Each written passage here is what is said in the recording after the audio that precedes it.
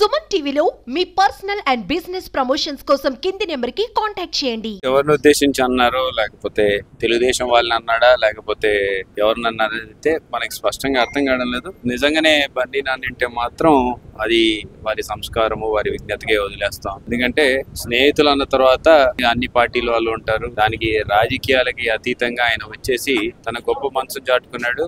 నిన్న కూడా ఓటింగ్కి వెళ్ళినప్పుడు కూడా క్లియర్ గా చెప్పాడు, వాళ్ళ పవన్ కళ్యాణ్ గారికి కూడా నా మద్దతు ఉంటుంది అని చెప్పేసి కూడా చెప్పడం జరిగింది. మరి ఈయన మనసు ఎలాంటిదో, ఈయన సంస్కారం ఎలాంటిది అనేది చాలా స్పష్టంగా కనపడుతుంది.